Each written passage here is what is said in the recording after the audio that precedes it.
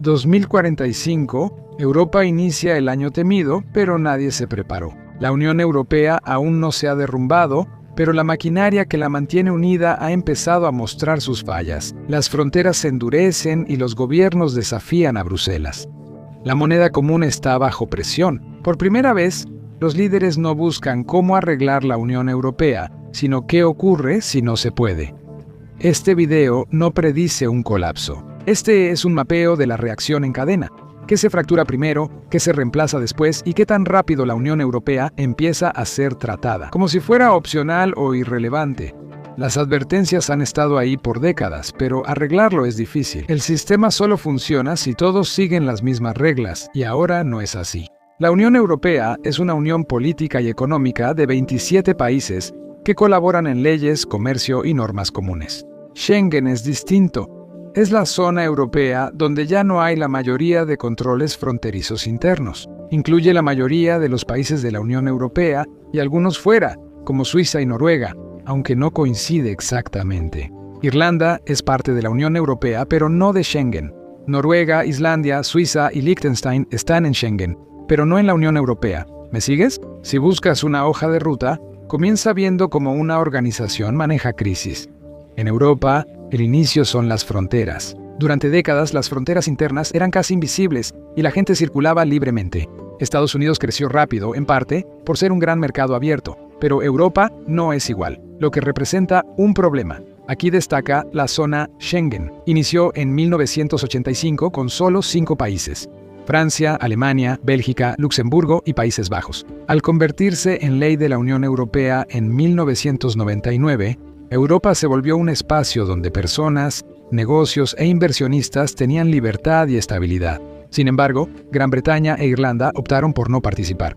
Eso no fue una coincidencia. El conflicto en Irlanda del Norte aún persistía. El acuerdo de Viernes Santo, que acabó con décadas de conflicto, tenía solo un año. Nadie sabía si duraría. En ese momento, la libre circulación era un gran riesgo de seguridad, pero no para el resto de Europa. Hasta 2015, la frontera sur de Europa no solo vio un repunte, fue rebasada. Los barcos llegaban sin cesar, los centros se saturaron y el papeleo dejó de tener sentido. Y a lo largo de los caminos que salían de Grecia y los Balcanes, las familias empezaron a moverse hacia el norte en largas y desesperadas filas, a pie, en autobús, con lo que pudieran cargar. Unos huían de Siria, otros de Irak, Eritrea o Somalia. Distintas historias, pero el mismo objetivo: no quedar atrapados en el borde de Europa. En teoría, las reglas de Dublín III de la Unión Europea decían que los solicitantes de asilo debían quedarse en el primer país donde lo solicitaran, pero eso era una laguna legal. Los países del sur resistieron la presión mientras los migrantes avanzaban hacia Alemania, Suecia y otros lugares. Pero una noche en París lo cambió todo. El 13 de noviembre, ataques terroristas coordinados dejaron 130 muertos y cientos de heridos. Las autoridades francesas confirmaron que algunos atacantes usaron la crisis migratoria para pasar desapercibidos. De pronto, además de una crisis humanitaria, era también de seguridad. Cuando la confianza de Europa en su sistema se fracturó, ¿qué hizo Francia? Declaró estado de emergencia y volvieron los controles fronterizos. Lo temporal se volvió normalidad. Las reglas de la Unión Europea chocaron con políticas nacionales y los países tomaron decisiones propias. Gran Bretaña, separada de Europa continental, solo observaba. Menos de un año después, el Reino Unido votó salir de la Unión Europea. Ese fue solo el primer paso de un cambio político mayor que golpearía al continente. Pero la presión en las fronteras no solo cambia las políticas, también cambia quiénes son elegidos. Otra guerra en Medio Oriente o África, más refugiados no europeos o un ataque terrorista a gran escala, o una serie de ataques menores aumentan la desconfianza pública. Todo eso influye. Es natural exigir acciones decisivas, pero las instituciones de la Unión Europea no actúan rápido bajo presión. Más euroescépticos de línea dura asumen cargos nacionales aprovechando problemas de inmigración y seguridad. Incluso partidos tradicionales y el gobierno de Suecia están involucrados, ya que la gente se cansó de la política de puertas abiertas a la inmigración. Ahora los demócratas de Suecia integran la coalición gobernante en Estocolmo. Algo impensable en 2015, podrían influir mucho en el futuro de Europa. Por eso, Cuando los políticos hablan de dejar Schengen o el euro, no es solo retórica.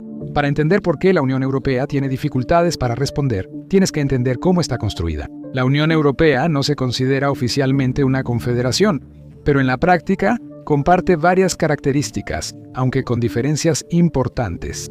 Los líderes europeos quisieron crear unos Estados Unidos de Europa, pero su organización se parece más a los EU-CEU bajo los artículos de la Confederación.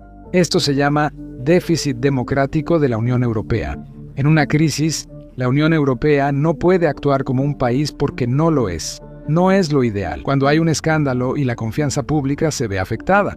En 2022, documentos filtrados acusaron a funcionarios del Parlamento de aceptar sobornos de cataríes. La investigación generó preocupaciones sobre la influencia extranjera, y no es el único problema para la Unión Europea. El euro trajo beneficios, aunque no en toda Europa. Surgió el 1 de enero de 1999 y solo 3 años después se convirtió en la moneda legal oficial para todos los miembros de la eurozona. Pero Gran Bretaña se quedó fuera. Cambiar la libra sería quitar a la reina Isabel II de su moneda. Pero no era solo vanidad. Observa las gráficas. Alemania tuvo un gran impulso en su PIB. Solo compara esta línea con la otra. En 1999, el PIB per cápita de Alemania fue de $26.700. En 2024 era de casi $56.000. Italia, España y Grecia no tuvieron esas ganancias. Pero aquí viene lo interesante. El euro no refleja la salud de Alemania, sino la de la eurozona en su conjunto, cuya economía suele estar mejor que la del resto. Eso significa que los productos alemanes con precios en euros son menos caros de lo que serían si estuvieran en el antiguo marco alemán. La moneda artificialmente débil impulsa la demanda de productos alemanes en el extranjero, por lo que la economía alemana tiene superávit comercial. El crecimiento de la productividad de Alemania mejora su competitividad nacional. No hay riesgo de choques en el tipo de cambio en la zona euro, pues no existen monedas distintas. Es fácil, pero otros países no tienen ese beneficio. A principios de la década de 2010, los PIGS, Portugal, Italia, Irlanda, Grecia y España, fueron el símbolo de la crisis de deuda en la zona euro. El problema era bastante simple. La zona euro tenía una moneda compartida, pero no un sistema financiero compartido. Había una sola política monetaria, pero no un balance general común. Eran economías nacionales separadas con diferentes calificaciones crediticias, pero atrapadas en la misma moneda. En la bonanza, pedir prestado era barato y los gobiernos lo aprovecharon. Luego llegó la crisis crediticia, se exigió el pago de los préstamos y se esperaba que las economías más débiles pagaran rápidamente, solo que ahora no contaban con las herramientas que solían tener en el pasado, como ajustar su propia política monetaria para absorber el impacto. Ahora ya no podían hacerlo. Estaban atados al mismo sistema bancario central. Alemania y Francia respaldaron los rescates, pero exigieron austeridad a cambio.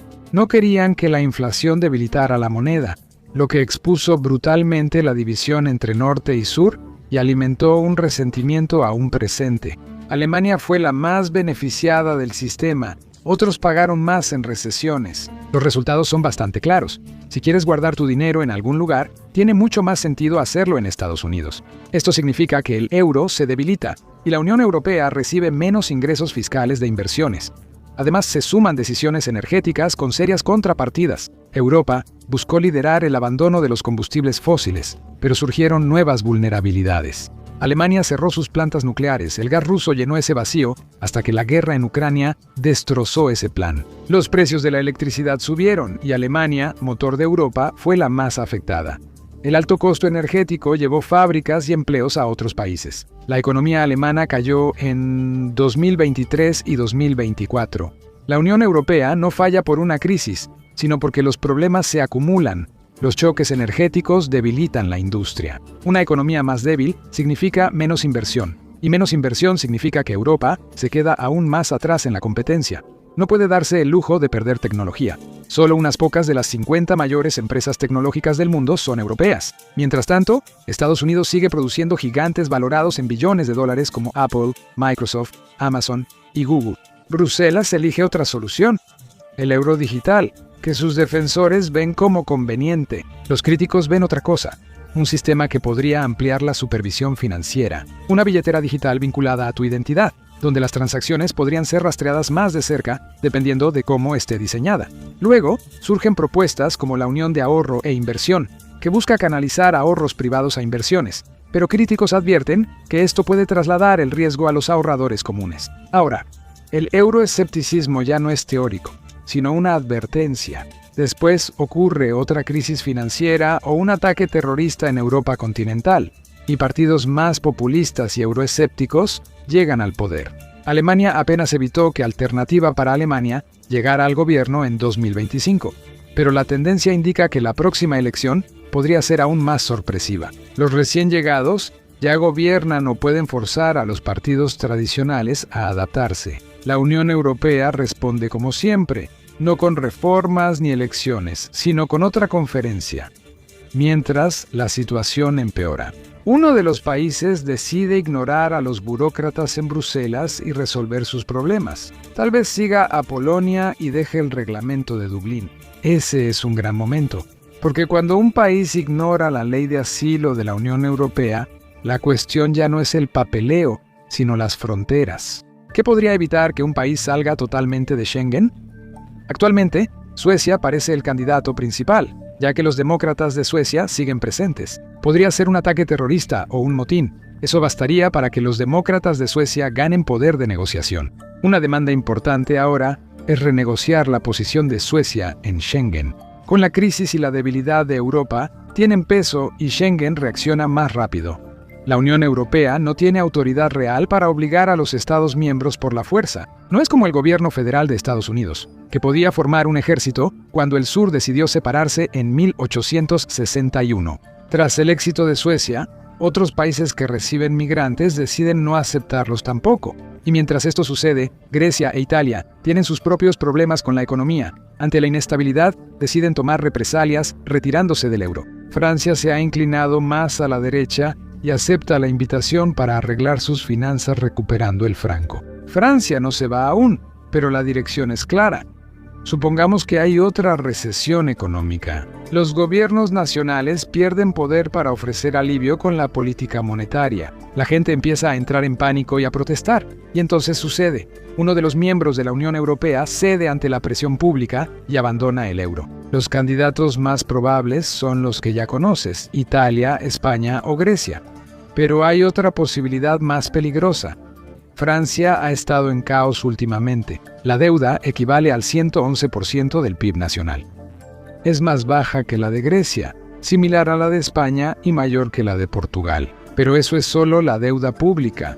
Si sumas la privada y la de los hogares, la deuda consolidada llega al 350% del PIB. Ahora ves cómo caen los dominós.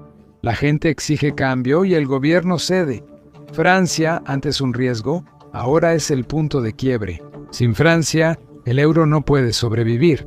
El caos aumenta y los bonos y activos en euros se vuelven inestables. Muchos no saben qué hacer y el comercio cae al mínimo. La crisis financiera empeora. La Unión Europea deja de operar como antes, afectando primero al comercio global. Es uno de los principales socios comerciales de Estados Unidos. Eso lo convierte en el principal cliente de petróleo y gas natural de Estados Unidos. ¿Quién sabe? Así que los productores estadounidenses tienen que subir los precios a los clientes nacionales para compensar las pérdidas. Eso significa que la economía de Estados Unidos se desacelera o se contrae. La Unión Europea es el segundo mayor socio comercial de China, y perderla sería un gran riesgo. Una caída en su demanda podría llevarla a una recesión aún mayor. Al mismo tiempo, Rusia vería el caos en Europa como una oportunidad, no solo para presionar de nuevo a Ucrania, sino también para poner a prueba a los países bálticos, apostando a que Occidente no responderá.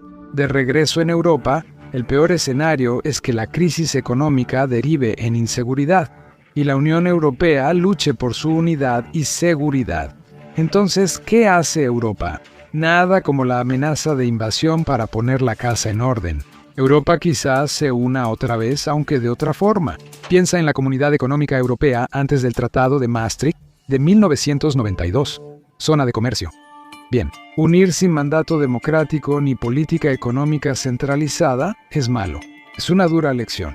La Unión Europea quería ser unos Estados Unidos de Europa, pero se pasó por alto algo. Estados Unidos de América era nuevo en el mundo. fundado por personas que compartían idioma, tradiciones y experiencias. Y aún así, crear eso fue un gran dolor de cabeza. Unir países con miles de años de diferentes tradiciones, culturas e idiomas es órdenes de magnitud más difícil.